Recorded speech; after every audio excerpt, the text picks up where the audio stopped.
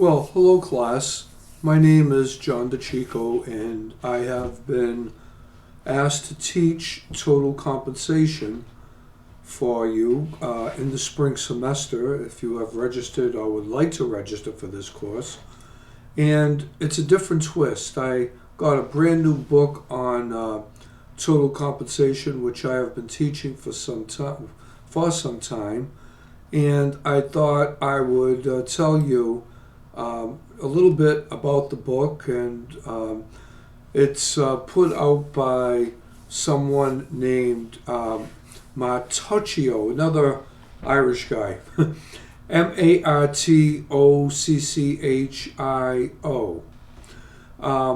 And basically, he is looking at this book on strategic compensation, because everything we do, if you're in management, you know that a lot of what you do in management has to do with the strategic plan.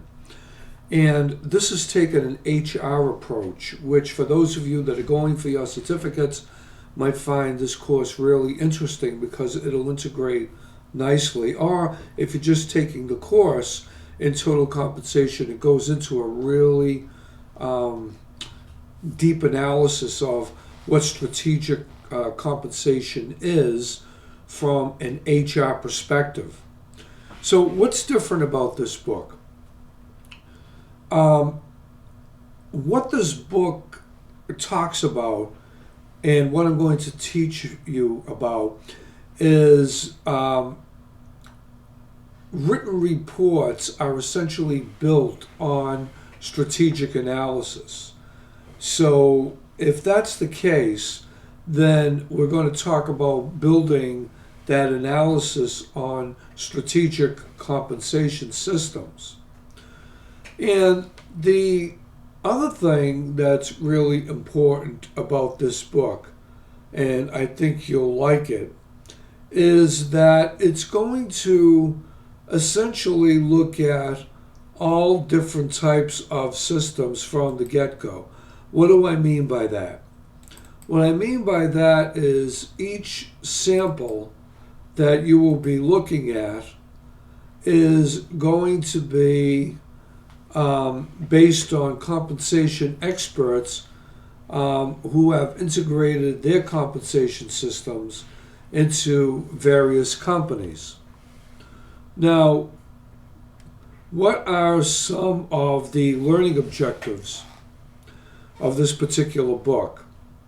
And I think that's something you're really going to be interested in. I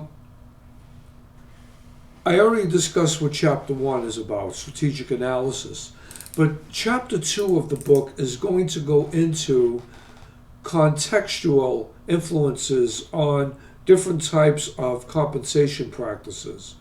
The important thing is to build a consistency, on the type of compensation system that you are going to use internally. Chapters 3 and 4 are going to go into traditional basis for pay. A lot of you know that a lot of pay is based on seniority and merit. But we're going to go into incentive pay and what we call person-focused pay and discretionary benefits.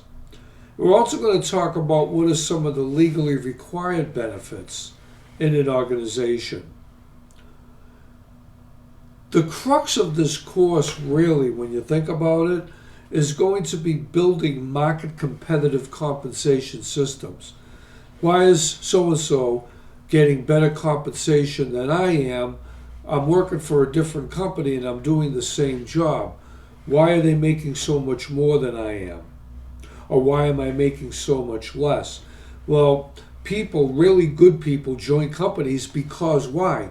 Because their compensation is fair and adequate based on their knowledge. Skills are really important. Skills should be transparent with the compensation. If you want the best help, you got to pay the best help. And it's going to look at compensating executives, compensating the flexible workforce, There's so much that is going to be covered here, including pay and benefits outside the United States, and some of the challenges that are facing compensation professionals today. So that's kind of giving you an overview of what this is about. Again, strategic analysis, internal consistency with pay scales, market competitiveness, and what about employee contributions to their pay scales? Do we base it on merit? Do we base it on seniority, or both? Or do we just base it because that's what the job pays as it's posted? A lot of government and municipal jobs are that way.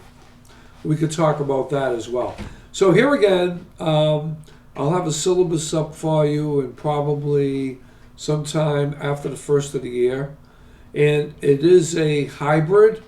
I know there's another hybrid that's just before this, but hybrids are really good ways of learning, both online and also in class.